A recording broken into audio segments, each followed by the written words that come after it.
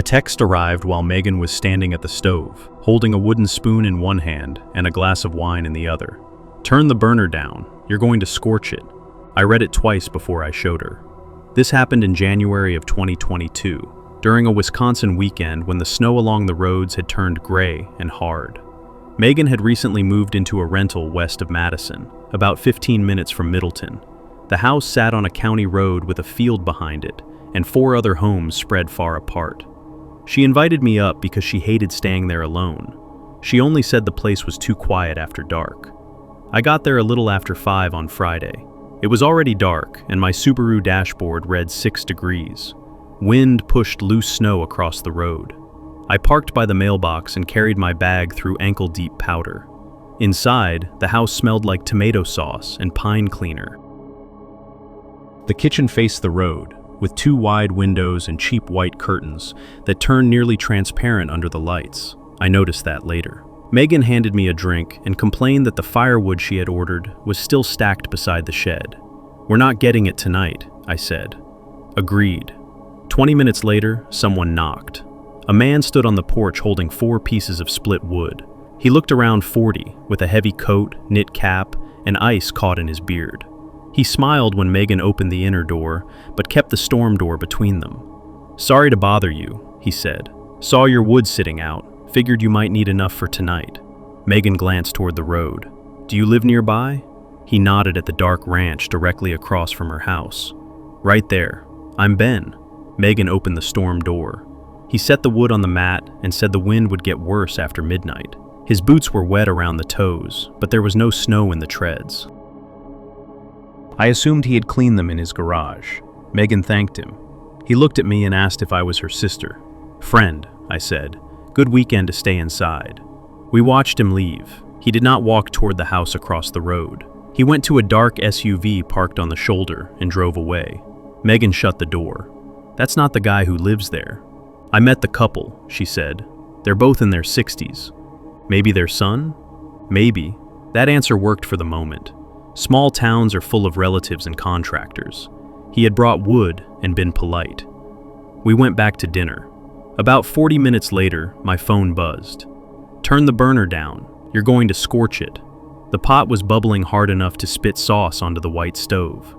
"Who has your number?" Megan asked. I said plenty of people did, but no one who knew where I was. A second message came. "Your friend should close the cabinet by the fridge." The cabinet was open. Megan shut it so fast that 2 glasses knocked together. We checked the windows. All we saw was our reflection and a faint patch of snow. I turned off the table light. The road came into view. No cars. The house across from us was dark. Megan called the number. It rang once and went to voicemail. An online search found only a carrier name. She opened the front door and looked at the wood. One piece had blue paint on the cut end. No note, nothing attached. We locked the deadbolt and closed the curtains. A third text came less than a minute later. "That's better." Megan called the county sheriff's non-emergency line. She explained that a man had claimed to be a neighbor and that someone was texting details about the kitchen. The dispatcher asked if he had threatened us or tried to enter. He had not. A deputy could drive by, but weather calls were backed up.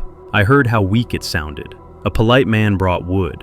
An unknown number sent creepy messages. Megan then called the people across the road.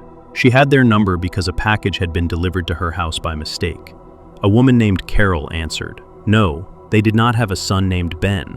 No one was staying there. They were in Arizona until March. Carol asked what he looked like. Megan described him. There was a pause. "Can you check if our garage is closed?" We looked through a gap in the curtain. It was. The next text said, "You don't need to call Carol." Megan took my phone and typed, "Who is this?" No answer. We moved into the living room at the back of the house. Megan turned off the kitchen lights and left one lamp near the couch. Wind pressed against the siding. Every few minutes the furnace kicked on with a metal bang. Megan asked me to describe the man again. She pulled up old photos and stopped on one beside a clean-shaven man with longer hair. He was thinner, but the eyes were the same. That's him. His name was Eric. They had dated almost 3 years and split the previous spring, before Megan moved from Milwaukee. She had said he was controlling. I had never seen his picture. Why did he say his name was Ben? because I wouldn't have opened the door. She called 911. This time the dispatcher treated it differently. Megan gave Eric's name, described the SUV, and said he had found her new address even though she had not given it to him. We were told to stay inside and avoid the windows. For 10 minutes nothing happened. Then headlights came on across the road. 2 white rectangles appeared on the kitchen wall. The SUV faced Megan's front door near Carol's driveway. My phone buzzed. Open the curtain. I crouched below the window and lifted the bottom corner less than an inch. The SUV sat with its engine running. Exhaust rolled behind it and flattened in the wind. I could not see Eric through the windshield because of the glare. The driver did not move. Another message came. I can wait. Megan spoke to the dispatcher again. The deputy was several miles away. A crash on the highway had slowed traffic. We were told to go to a room that locked. The house did not have one. The bedroom doors were hollow. Megan grabbed bear spray. I took the fireplace poker. Then the headlights went out. The engine was still running. We could hear it when the wind dropped. The next text said, "Power outage?" Megan looked at me. He thought we had shut off the lights to hide. That gave her an idea. She told the dispatcher we were going out the back and crossing to the house 2 lots down. The dispatcher said staying inside was safer, but Megan shook her head. "He knows the layout," she whispered. "He helped me move once." That settled it. The neighbors were Dan and Holly. Their house sat about 100 yards away, behind bare lilac bushes and a storage shed. A yellow light was on above their side door. We turned off the last lamp. I put on my boots without tying them. Megan pulled on her coat and took her keys. We left our bags. She kept the dispatcher on the phone. The back door opened with a sticky scrape. Cold air hit my face and made my eyes water. Snow had drifted against the step. We eased the door shut but did not lock it because the deadbolt made a loud click. The yard was dark except for light off the snow. Each step broke the crust with a dry crunch. We stayed near the fence. Halfway to Dan and Holly's place, Megan gripped my sleeve. The SUV door opened. We could not see the road, but we heard it close.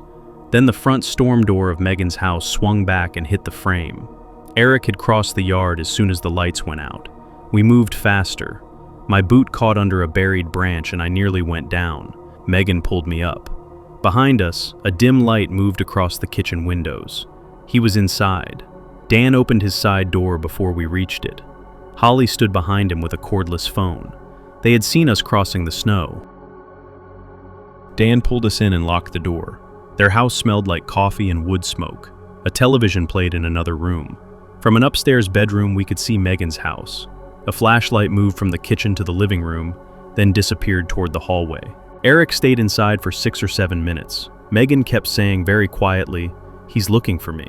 The flashlight returned to the kitchen. The back porch light came on. Eric stepped outside and looked at our tracks. Fresh snow had not covered them. He followed the first few prints, then stopped when red and blue lights appeared at the far end of the road. Eric ran toward the front. By the time the first deputy pulled into Megan's driveway, the SUV was moving.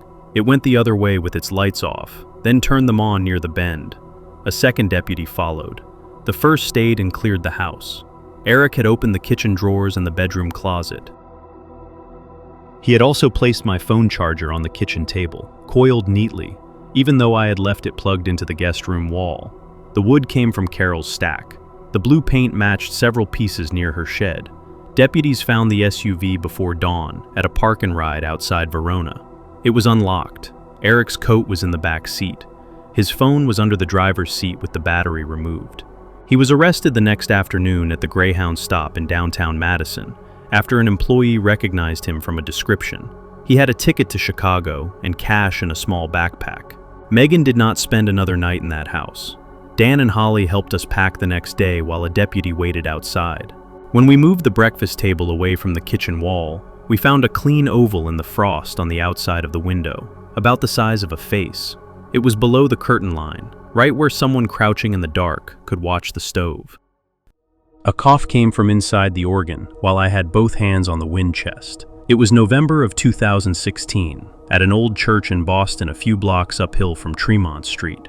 I had been sent there to track down a pressure loss that showed up whenever the organist used the lower pedal stops.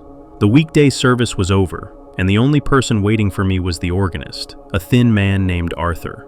He met me at a side door with a ring of brass keys and a Dunkin' cup. The sanctuary was narrow, with dark pews and stained glass that turned the gray daylight blue near the floor. The organ case filled most of the rear wall above the choir loft. Arthur played a few notes. The bass pipes spoke late. Then the pressure dipped and the sound sagged. "There," he said. "That." I asked how long it had been happening. 3 weeks, maybe 4. I asked whether anyone had worked inside the case recently. He looked at me for a second too long. No one who should have. I figured he meant volunteers. Churches are full of people who own screwdrivers. The access door was behind the last row of choir chairs. Arthur unlocked it and followed me into the service passage. The space smelled like dust and old electrical relays. I checked the main regulator. The leather was worn but intact. One feeder line had a bad seam, though not enough to explain the pressure drop. The first cough came while I was leaning over it. One short cough, followed by a breath pulled through a tight throat. I froze with the flashlight between my teeth. "You hear that?" I asked. "Hear what?" Somebody coughed. Arthur laughed. "Air pocket. These chambers make odd noises when the temperature changes." That was possible. Wind systems can knock or wheeze. I once spent half a day chasing what I thought was an animal inside a theater organ, only to find a loose valve. Still, this had sounded close enough that I could picture a person on the other side of the panel. I tapped the wood with my screwdriver. Nothing answered. Arthur pointed deeper into the case. "The leak is probably near the swell box." He wanted me moving. The passage narrowed beside vertical shutters. Wooden walkways ran between pipe ranks. Cables hung under beams. The blower below us gave off steady heat and a faint rubber smell. I checked the swell mechanism and found no obvious problem. Arthur stayed near the access door, watching. When I asked for the maintenance records, he claimed the office was locked, though he still held the key ring. I let it go. I was alone in a church I had never visited. About 20 minutes later, I found a leather gasket that had been replaced with cheap gray weather stripping. It was peeling away. That explained part of the pressure loss. I took a photo with my iPhone and reached for a scraper. Then I heard 2 knocks from the wall to my left. Knock, knock. I put my hand against the panel. The wood felt cold. "What is behind this?" "A resonance chamber." "Access point?" "Other side." "Show me." Arthur shook his head. That section was sealed years ago. Another sound came through the wood, a scrape low near the floor. "Mice," he said. "You just said it was sealed."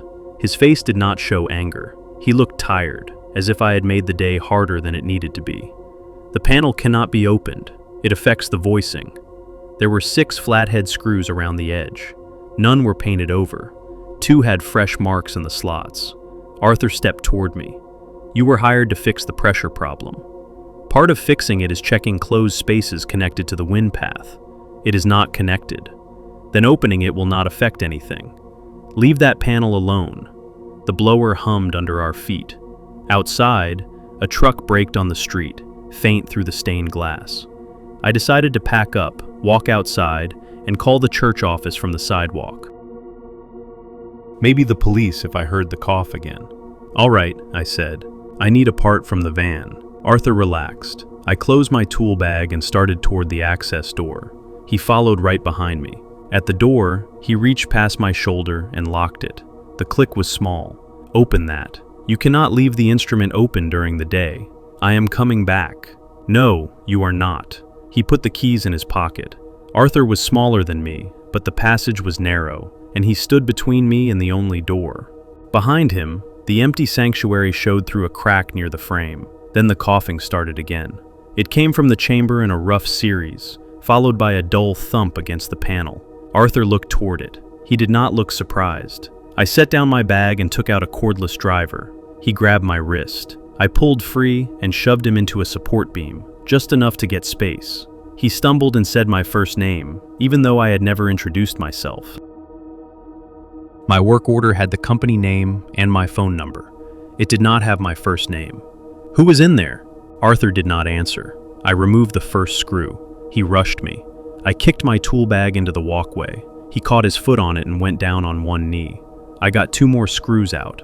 The panel shifted inward. A smell came through the gap. Sweat, damp cloth, and sour trapped air. I pulled the panel toward me. A hand came through. It was pale and shaking.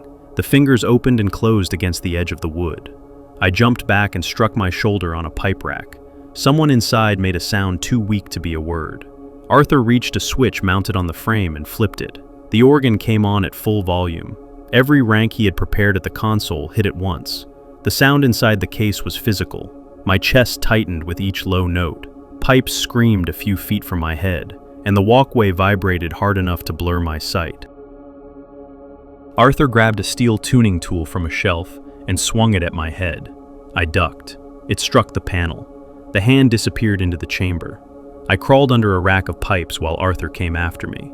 The space was less than 3 feet high. My knees slid through dust and scraps of old felt. I could only see his shoes moving between the supports. He jabbed the tuning tool under the rack. It scraped my jacket and caught the fabric near my side. I rolled away and hit a wooden lever connected to the reservoir system. That was when I saw the bellows belt. The main reservoir had an older mechanical assist, a wide leather belt running over a pulley to a suspended counterweight. With the organ holding full cords, the belt jerked under strain. I had a utility knife clipped inside my pocket. Getting to the belt meant crossing the open walkway. Arthur bent low and reached for my ankle. I kicked his wrist and crawled out the other side. The walkway shook. I stood, grabbed the rail, and moved toward the belt. Arthur came around the rack with the tuning tool raised. I cut once. The blade barely marked the leather. Arthur was 6 feet away. I cut again, sawing through the cracked edge. The belt snapped. The counterweight dropped with a hard wooden crash. It hit the walkway between us, broke 2 boards, and tore a cable loose. Arthur went backward. The tool flew from his hand. The organ stopped in sections. The low pipes died first. A few high notes held for another second. Then the whole case went quiet, except for the blower spinning down. The fallen weight blocked the route to the door, so I climbed. A service ladder led toward the decorative pipe facade above the choir loft. Halfway up, Arthur started moving below me. He shouted, "You don't know what they did!" That was the only explanation he gave. At the upper platform, I found a narrow hatch behind the facade pipes. It had no lock, just a hook. Cold air hit my face when I pushed it open. The hatch led onto the top of the choir loft wall. I lowered myself onto a carved brace, then dropped onto the back row of choir chairs. One chair split under me. My ankle folded, but it held. Arthur came through the hatch as I limped toward the stairs. He carried a length of broken wood. I shoved the organ bench behind me. It struck the railing and jammed sideways. Arthur hit it once. I got down the stairs and crossed the sanctuary. The side door was locked. So was the front. Near the altar, I found a door marked Sacristy. It opened into a room with metal cabinets and a second exterior door with a push bar. That one opened. I came out into an alley with wet brick under my shoes and cold rain blowing between the buildings. A delivery driver was unloading boxes near the corner. I yelled for him to call 911 and stayed beside his van. Arthur never came outside.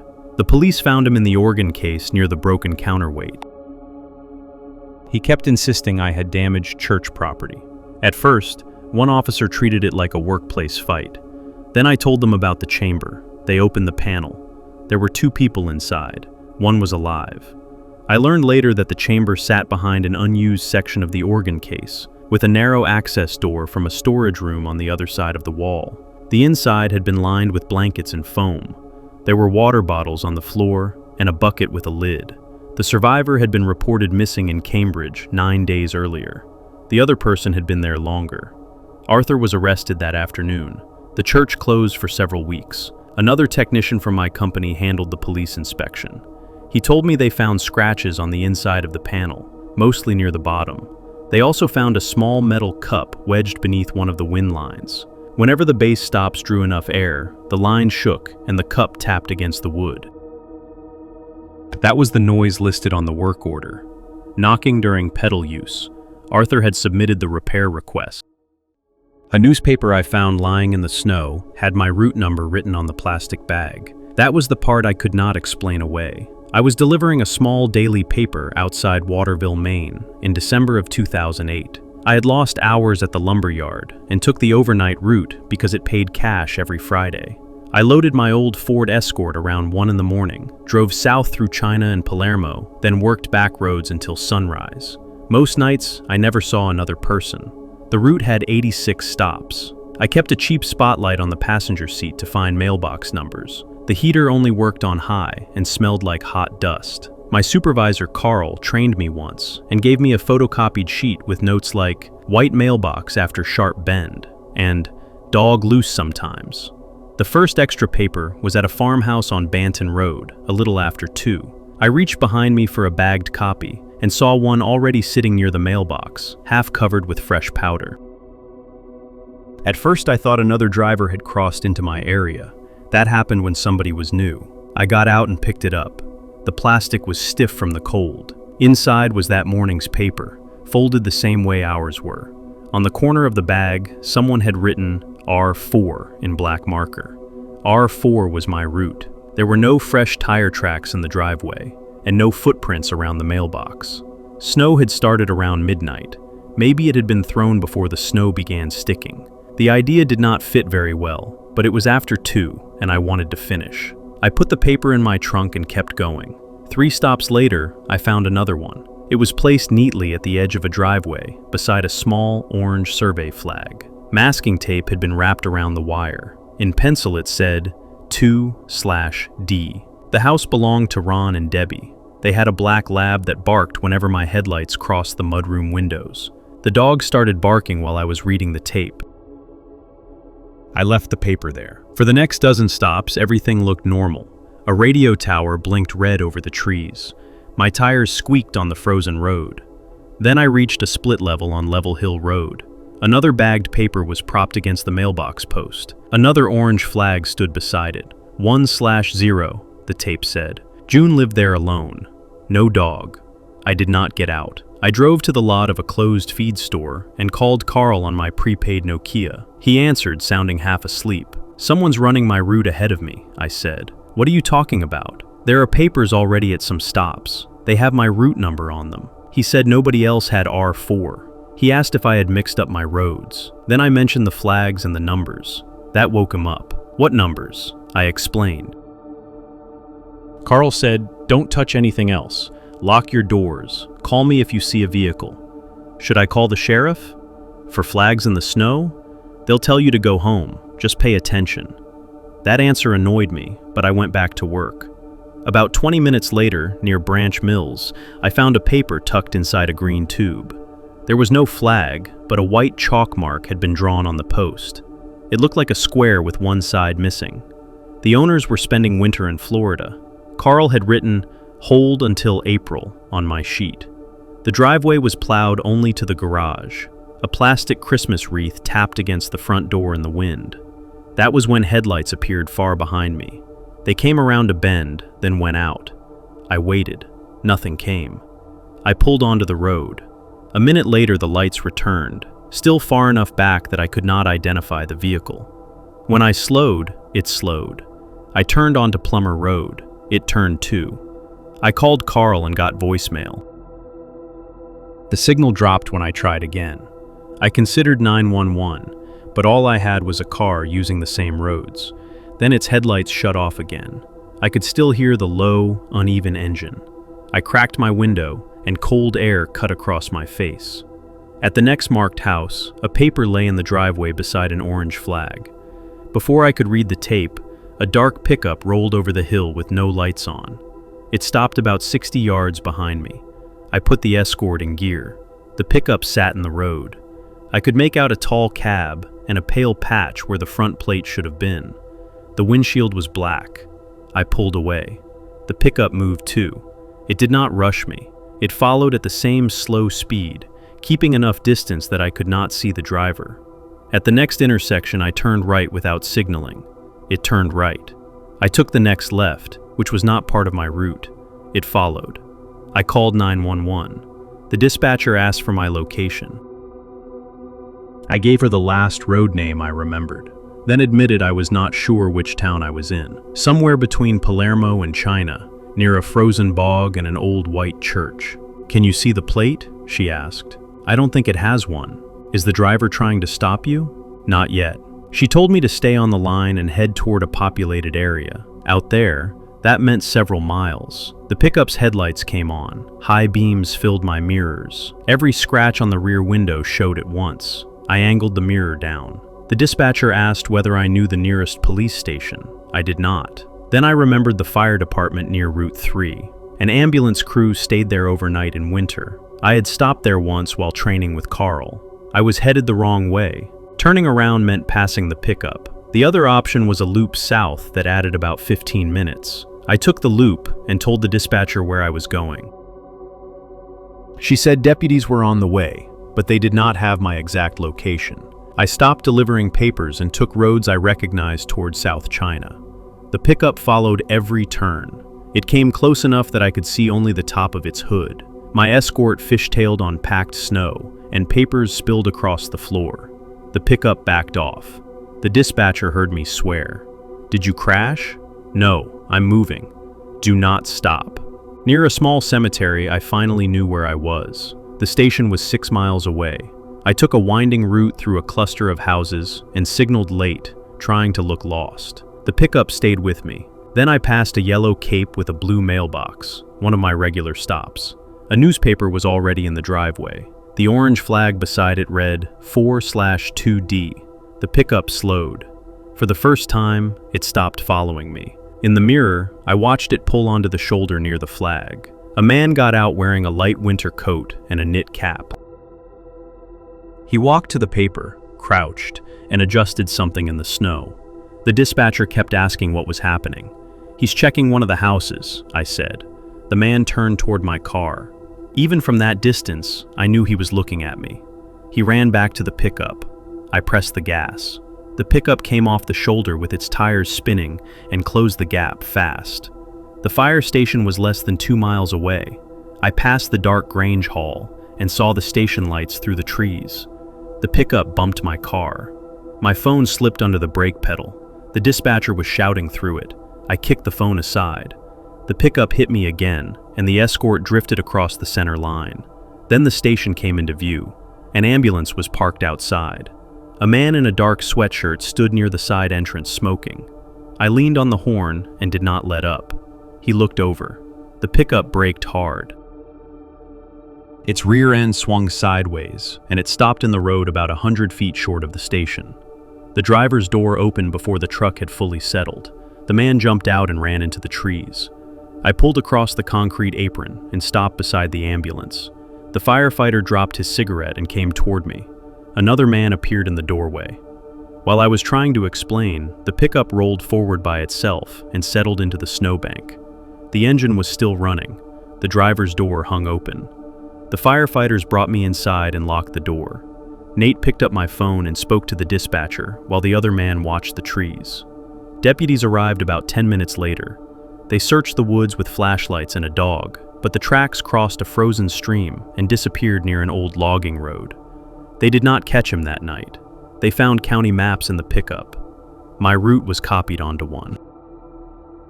Addresses were circled, with notes for residents, dogs, and unused driveways. The papers were markers so he could find the houses later. Behind the seat were a revolver, pry bars, duct tape, and 2 pillowcases filled with jewelry and small electronics. Some items came from houses broken into during the previous week. One was the empty place near Branch Mills.